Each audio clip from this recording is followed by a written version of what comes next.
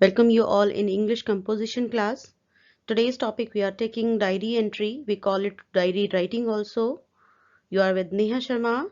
Let's start.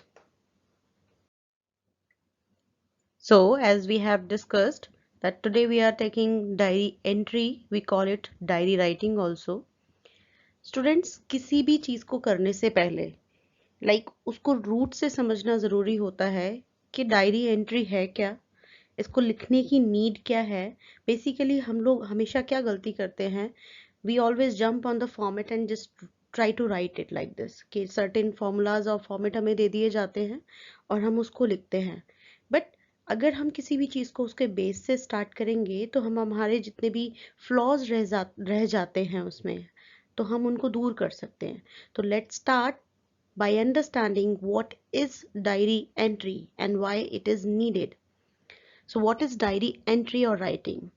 Diary entry writing Diary entry or writing is a very personal writing. When we write a diary entry in our diary, we actually write to ourselves. We write our diary at the end of the day. This makes us to recall whatever has happened the whole day. So basically diary entry है क्या? हम लोग कई तरह के होते हैं, like people are of different kind, some are very expressive, some are very introvert. कुछ लोग अपनी भावनाओं को बहुत जल्दी और लोगों से शेयर कर लेते हैं। कुछ ऐसे होते हैं जो कि अपनी भावनाओं को इजीली किसी से शेयर नहीं कर पाते। तो ऐसे लोग क्या करते हैं, कुछ अपनी भावनाओं को जब वो किसी से शेयर नहीं कर पाते तो वो एक पर्सनल डायरी मेंटेन करते हैं और वो अपने भाव को, अपने whatever the emotions they have, they write in that to express and to feel light और to have a bond of sharing with something. So इसमें क्या होता है, even it is not that way कि only to express the deepest feeling. आप कुछ memories को collection करने के लिए या फिर डे टू डे रूटीन की कुछ ऐसी मेमोरीज को, समटाइम इट हैपेंस कि diary entries proves themselves very important somewhere. कुछ पिछली बातें अगर हमें याद करनी है तो हमें वहां से मिल जाती हैं वो चीज। सो since diary is personal, we express our emotions and connections with the activities we have carried out and events that had happened the whole day. तो बेसिकली हम क्या करते हैं डायरी एंट्री में, ये बहुत पर्सनल होती हैं, तो हम अपने इमोशंस और कनेक्शन, हमारी इमोशंस को एक्सप्रेस करते हैं और जो हमारे पूरे दिन की एक्टिविटीज से कनेक्शन होता है हमारा, जहाँ से हम रिलेटेड होते हैं। या तो हमने कोई ऐसी चीज़ देखी है जिसने हमें टच किया है, या तो हम उसको बहुत अप्रिशिएट करना चाह रहे हैं, या फिर हम उसके बिल्कुल टोटली अगेंस्ट हैं, या फिर कोई ऐसी चीज़ जो हमारे ही साथ हुई है, बहुत अच्छी चीज़ हुई है या बहुत बुरी चीज़ हुई है, अगर हम उसको लेट आउट करते हैं या कहीं अपनी भावनाओं को निकालते हैं तो हम उसको डायरी में मेंटेन करते हैं। जनरली डायरी एंट्री हम डे के बाद लिखते हैं, जब डे फिनिश हो जाता है तब पूरे डे की मेमोरी को रिकॉल करने के लिए हम रात में डायरी एंट्री लिखते हैं, शाम में लिखते हैं। We need to give personal touch to it. और जब हम डायरी एंट्री लिखते हैं तो हमें इसे पर्सनल टच देना चाहिए। हमें डायरी एंट्री हमेशा फर्स्ट पर्सन में लिखनी चाहिए। First person means what? I. First person I and we. Students, before learning the format of writing diary entry, we should know something. First, we'll discuss these points, then I'll tell you what is the format of diary entry. Diary entry के format को learn करने से पहले हम जो कुछ points हैं जो बहुत ज़रूरी हैं, जो हमें पता होने चाहिए, पहले हम उनको देखेंगे, फिर हम उसके बाद उसका फॉर्मेट लर्न करेंगे। फर्स्ट, इज इट फॉर्मल और इनफॉर्मल? डायरी एंट्री फॉर्मल होती है या इनफॉर्मल होती है? फॉर्मल, इनफॉर्मल मीन इनफॉर्मल, जैसे हम लेटर में भी पढ़ते हैं कि इनफॉर्मल होता है जिसमें हमें किसी पर्टिकुलर फॉर्मेलिटी का फॉलो नहीं करना, हमें ज़्यादा फॉर्मल लैंग्वेज यूज नहीं करनी है, वो होता है इनफॉर्मल। लेकिन जब हम किसी ऑफिसर से बात कर रहे हैं, उससे लिख रहे हैं, तो we have to be formal. तो डायरी एंट्री की जो राइटिंग स्टाइल है, इट शुड बी फॉर्मल और informal. What kind of language is used in writing diary entry? It should be casual or formal or informal. What kind of sentences should we use? हमें किस तरह के sentences यहाँ पर use करने चाहिए, बहुत ज्यादा टफ लैंग्वेज यूज करनी चाहिए, कॉम्प्लेक्स यूज करनी चाहिए, किस तरह के सेंटेंसेस हमें बनाने चाहिए, बहुत ज्यादा बड़े बनाने चाहिए या बहुत ज्यादा छोटे, या फिर सही बनाने चाहिए according to requirement. Is there any format of diary entry? Diary entry के लिखने का कोई तरीका होता है या नहीं होता है, और होता है तो क्या होता है? Is there any emotional outburst in some entries? क्या हम डायरी एंट्रीज में अपने एक्सप्रेशन, इमोशन को एक्सप्रेस कर सकते हैं, उनके एक्सप्रेशन दे सकते हैं या नहीं दे सकते हैं? अदरवाइज डायरी एंट्रीज में आप अपने एक्सपीरियंसेस शेयर कर सकते हो, but can we express our innermost feelings with diary or not? In which person should we write diary entries? Person means subject like pronoun I, we, you, they, he, she, it. तो हमें किस में लिखनी चाहिए diary entry, हमें किस person में लिखनी चाहिए? What should be the length of diary entry? Diary entry लिखने की क्या लेंथ होनी चाहिए, वो कितनी बड़ी होनी चाहिए? तो हमें ये सारे जो पॉइंट्स हैं ये हमें हमेशा, तो अभी हमने डिस्कस किए थे कि कौन कौन से पॉइंट्स हमें ध्यान में रखने हैं। अभी we will discuss the important tips to write a good diary entry. ऐसी कौन से टिप्स हैं जिनको हम ध्यान में रख के हम एक बहुत अच्छी डायरी एंट्री लिख सकते हैं? Number 1 is use N appropriate layout and format. देखो स्टूडेंट्स, कि हमें करना क्या है कि जब हम कुछ भी चीज लिखते हैं, बेशक सबसे पहले जो एग्जामिनर है वो हमें हमारा क्या चेक करेगा डायरी एंट्री में? हमारा लेआउट। और कंपोजिशन पार्ट में हर चीज का एक पर्टिकुलर रेशियो होता है मार्क्स का। तो डायरी एंट्री अगर आपकी 4 मार्क्स की आ रही है तो your layout will carry 1 mark. तो अगर आपको डायरी एंट्री में सपोज करो आपने कुछ भी नहीं लिखा है, तो अगर आपका फॉर्मेट क्लियर है तो you will be able to score 1 mark. And after that, be true to yourself. You are writing to yourself, you are expressing to yourself your expression. तो आपको झूठ बोलने की जरूरत नहीं है, आपको उस पर जो आपके साथ हुआ है आपको वो सब सच बोलना है। फॉलो योर ओन स्टाइल, आपको खुद की स्टाइल फॉलो करनी है, किसी की स्टाइल कॉपी नहीं करनी है, because this is your diary entry.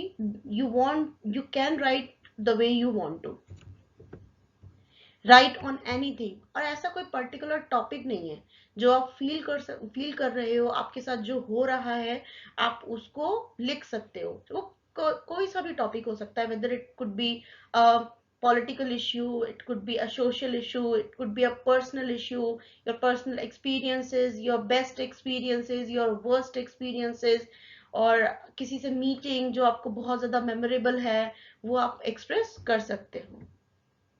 Keep it short and sweet. Diary entry में हमें वर्ड लिमिट को ध्यान में रखना होता है। It should be like 100 to 150। और इसको शॉर्ट में लिखो, स्वीट लिखो, और जो भी आप चीज एक्सप्रेस करना चाह रहे हो it should be express properly. बहुत ज्यादा एग्जीगरेटेड वे में नहीं होनी चाहिए कि जो हम क्यों लिखेंगे, हम यहाँ एग्जामिनर के लिए लिखेंगे, तो वो impressive होनी चाहिए। Write in the first person. This is very important because you are writing the diary. This is your diary entry, means you will be the person who will be writing the experiences. So you should use first person, I और मैं और मेरा दोस्त, हम गए या मैं गया, इस तरह से आपको केवल फर्स्ट पर्सन में ही डायरी लिखनी है। तो these were the 6 most important tips you should include in your diary entry. Now, after discussion of lots of important points, what is diary entry, what should be the point we should know, what are the important tips we should know, अब हम बात करेंगे the format of diary entry. What should be the right format of diary entry? So you can see on the screen there is a page like screen. Okay, so हमें कैसे हमारी diary entry में किन चीजों का ध्यान रखना है, दैट्स अ फॉर्मेट ओनली, कि कौन सी चीज हमें कौन सी चीज को कहाँ लिखना है, किस प्रॉपर ऑर्डर में लिखना है। First of all, in the first line you will mention the date. और डायरी एंट्री में डेट मेंशन करने का we have a proper pattern, एक प्रॉपर पैटर्न है। हम डेट को कभी इस तरह से नहीं लिखते हैं 06 /05/20। हमेशा इंग्लिश में जब भी आप राइटिंग कर रहे हैं तो आपको डेट इसी फॉर्मेट में लिखनी होती है, 26 अगस्त 2020। आप इसको एक दूसरी तरह से भी लिख सकते हैं, अगस्त कॉमा 26 2020। आप मंथ को आगे और पीछे शिफ्ट कर सकते हैं। Then time, in the corner you have to write the time. Time, as you know, like as we have done diary entries, generally we write at the date night time. हम रात में लिखते हैं, पूरे दिन की एक्टिविटी खत्म करने के बाद हम अपनी मेमोरीज को, इंपॉर्टेंट डेज को कैप्चर करते हैं डायरी में। तो यहाँ पर मोस्ट ऑफ द टाइम आप डायरी नाइट में लिखेंगे, तो you have to mention PM. Next is day, you have to mention the day, कौन सा डे था जिस दिन ये आपके साथ इंसिडेंट हुआ, जो भी आपने किया, like you have to mention the day. Then leaving one line, you have to give a proper title और heading to your diary entry, कि क्या टाइटल है। उसके बाद आपको मेंशन करना है like diary salutation. Salutation means address, आपको अपनी डायरी को एड्रेस करना है। Students, there is a book, the diaries of a young girl and Frank। तो उसमें क्या है, उस स्टोरीज में ये स्टोरी है, earlier it was in 10th class as a novel, the diary of a young girl Anne Frank. It was a diary writing collection of a young girl of 14 year. उसमें कुछ book में कुछ नहीं है, बस it is a totally diary entries. The girl was in the habit of writing diaries daily, और उसमें date wise सारी एंट्रीज है, whatever she felt, what ever happened with her, and later on it become a book because of some special reason. In that she has addressed her diary as a friend, and she gave it a name, Dear Kitty.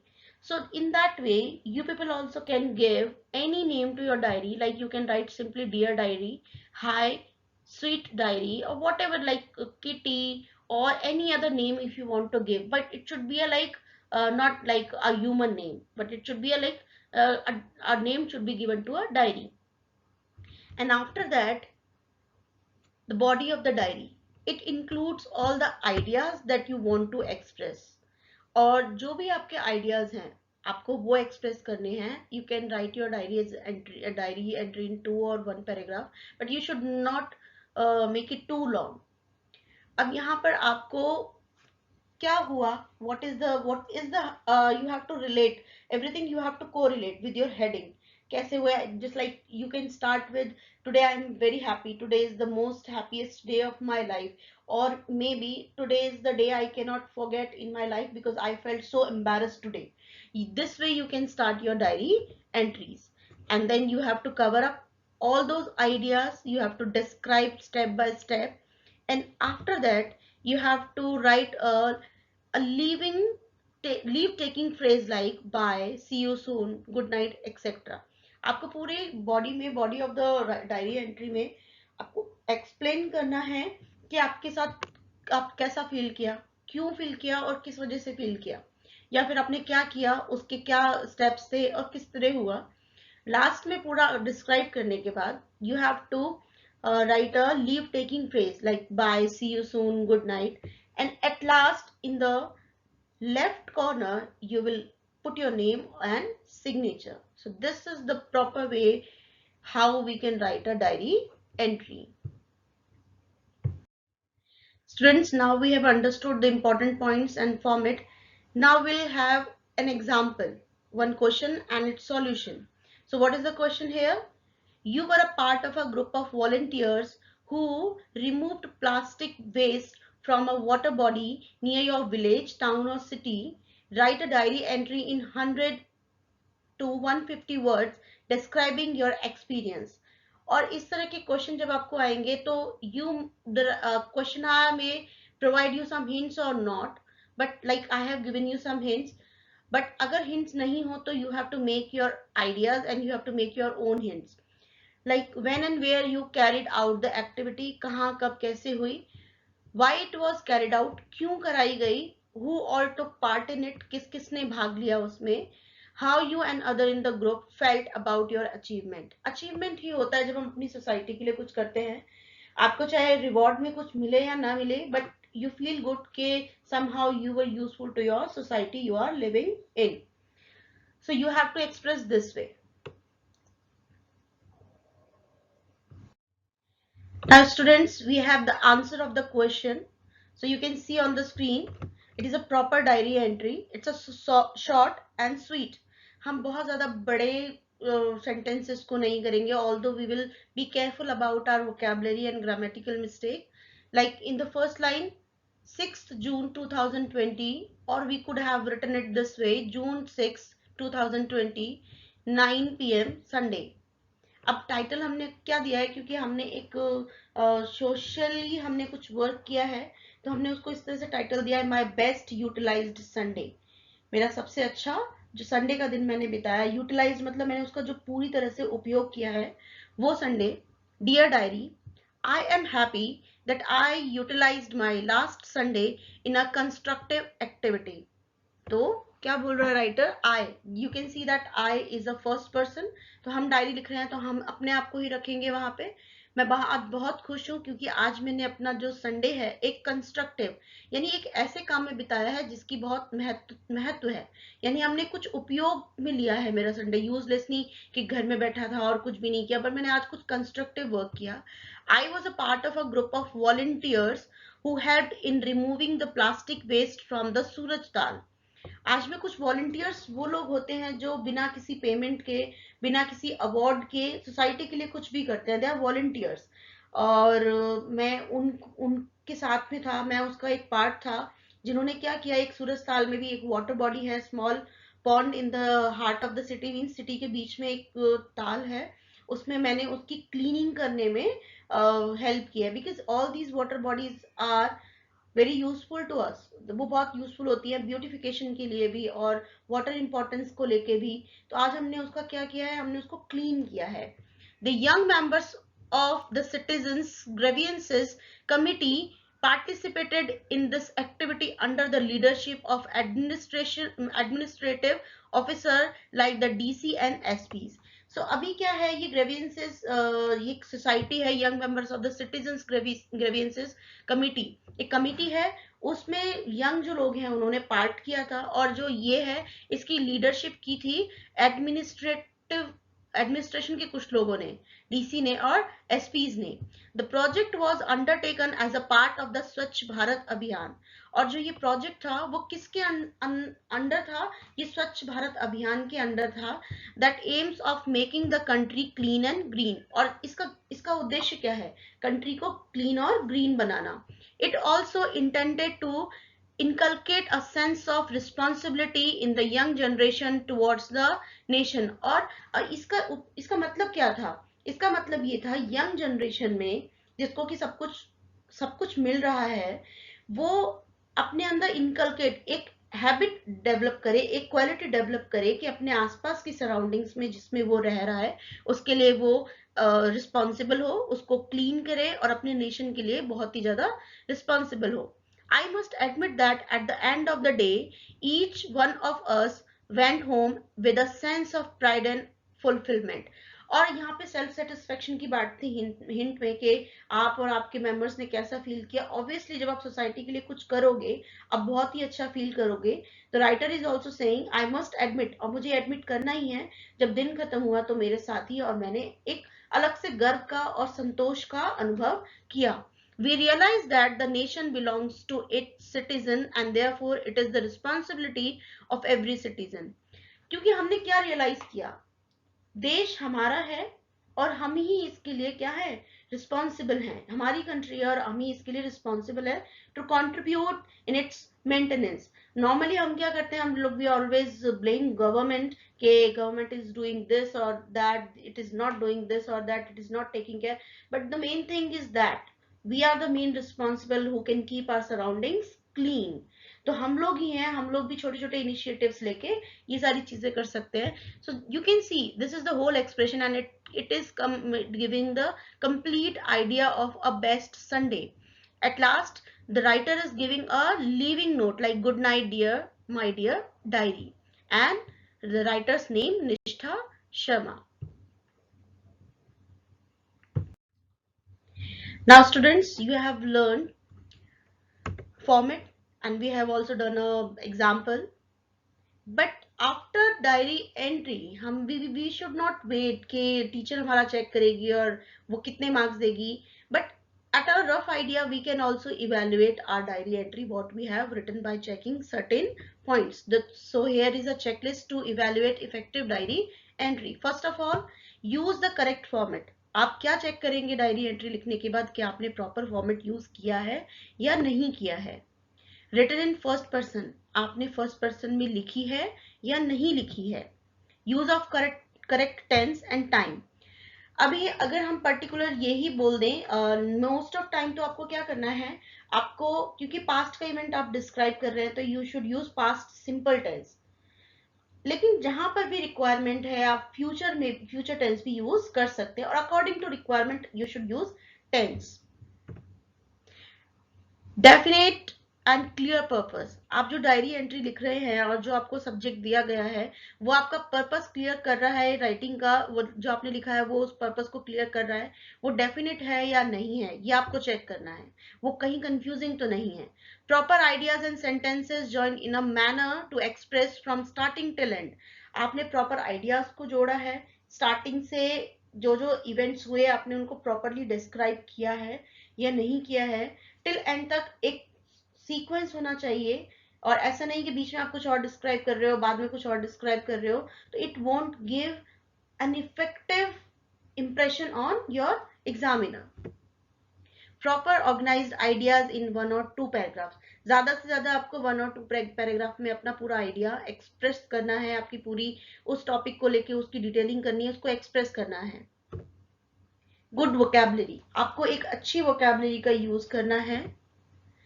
Simple and short sentences, basically हम लोग इसी चीज में रह जाते हैं कि हम बड़े बड़े वर्ड्स लिखेंगे, बड़े बड़े सेंटेंसेस लिखेंगे, कॉम्प्लेक्स लिखेंगे, बट बिलीव मी, आप जितने सिंपल सेंटेंसेस और शॉर्ट सेंटेंसेस लिखेंगे वो आपके आइडियाज को बहुत अच्छे से कन्वे करेंगे। बट इसका मतलब ये नहीं है कि जहां पे आपको रिक्वायरमेंट है, wherever you are requiring a complex and long sentence you can use. Proper use of punctuation, आपको राइटिंग करते समय commas punctuation marks like proper use करना है।